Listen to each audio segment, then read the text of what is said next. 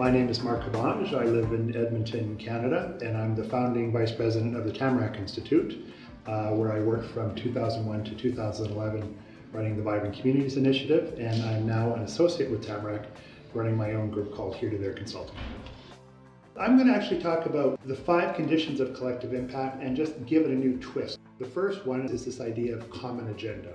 And the idea here is very simple. Could we all be working on the same thing and getting alignment on moving the same needles? So common agenda is how it was framed in 2011. We actually think that the challenge is how do you create shared aspiration in community. Condition number 2 is this idea of mutually reinforcing activities. And that's been an important part of almost all collective impact efforts. We need a comprehensive lens on the challenges that we're facing, the systems underlying vulnerability, environmental degradation, massive unemployment in certain regions.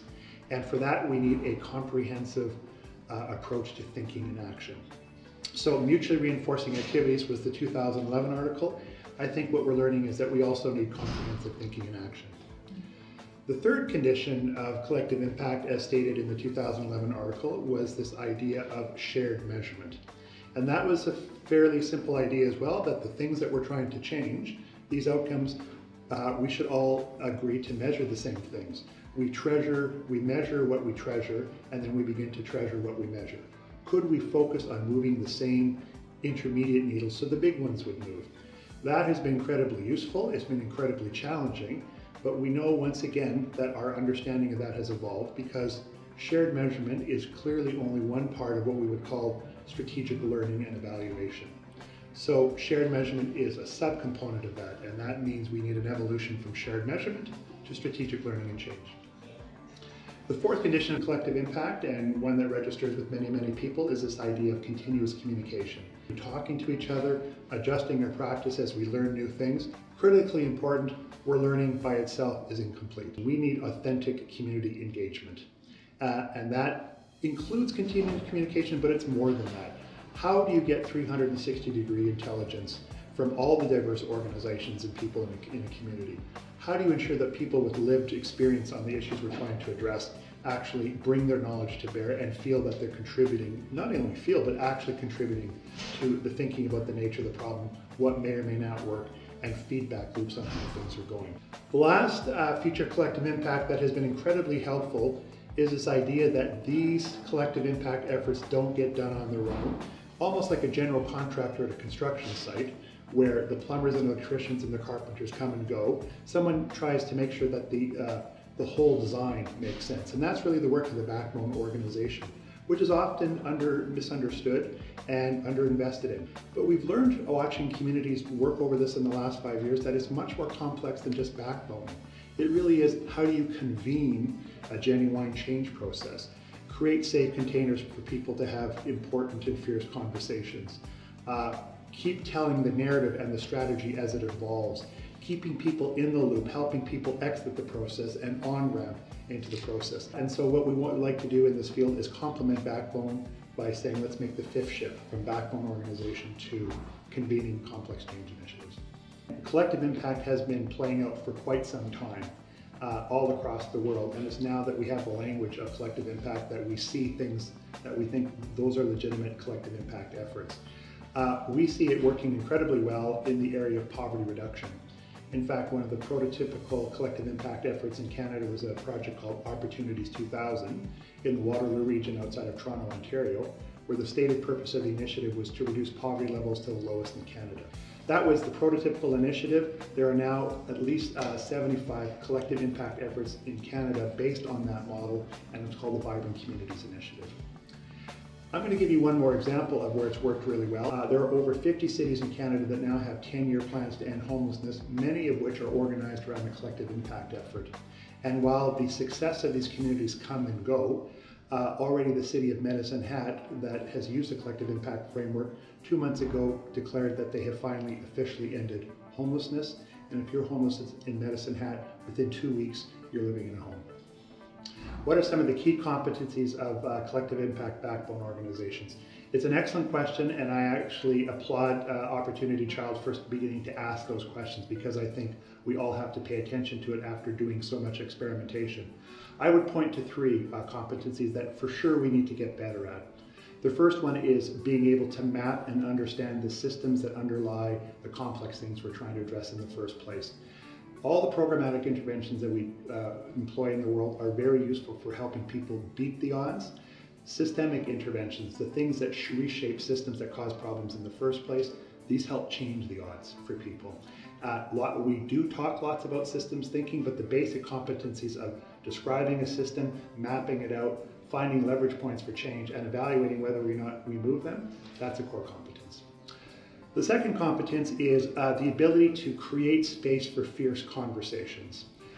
There's lots of things in community change that are somewhat technical in nature, but it's mostly because we can't get on the same page and we have very different opinions about what the problem is and how to solve it.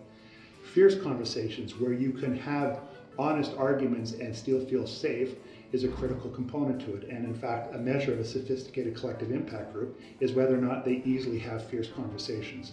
Creating the space for that is for sure a second competency area that we have to further strengthen.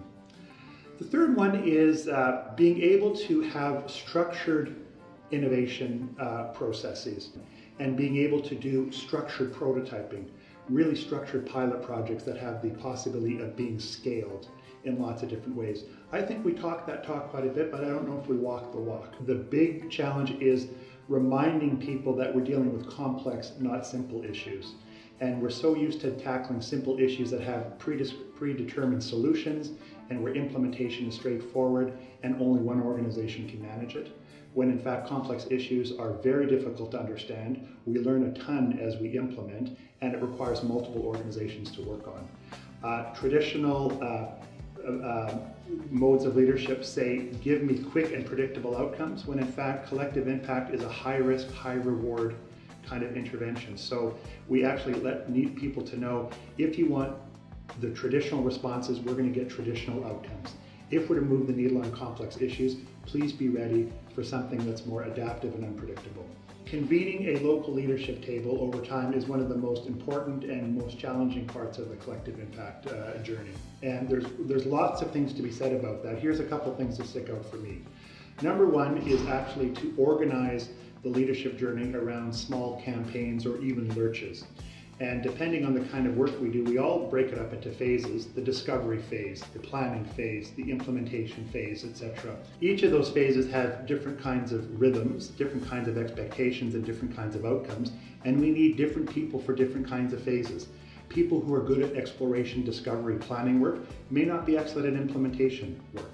So organizing leadership work in chunks and allowing people to go get on the train and off the train. Number two is, within those phases, how do we design leadership and governance and stewardship work in a way that is meaningful? People are busy. They don't need to come to meetings where the outcomes are predetermined. Providing them authentic leadership opportunities to shape the plan and the collective impact effort and the work, rather than respond to information updates and activity updates, is also quite critical. So plan it by stages and give people meaningful work in each stage. Again, lots of considerations go into what makes a successful versus a non-successful collective impact efforts. Two that stand out for me are, number one, having people at the table who are relentlessly dissatisfied with the status quo. Collective impact, by definition, is a disruptive enterprise. It actually is based on the idea that the current systems and ways of doing things are inappropriate, so it has to be disrupted, and we need people who are so dissatisfied that they're willing to deal with the ambiguity and the tension of disrupting existing ways of doing things. So that's number one. If you don't have a group that's interested in that, nothing will get disrupted, nothing will get done. Number two is having people who paradoxically want to see change in the immediate term, but know that the collective impact process isn't sometimes long enough that they won't see the big picture changes that they want to have unfold. It's much like building a cathedral in 18th century Europe, where you contribute to the cathedral and you do your part, but you know that the thing that's finally done will take a generation to unfold, and you may not see that. So you have to paradoxically think in the long term, but be satisfied with shorter term progress.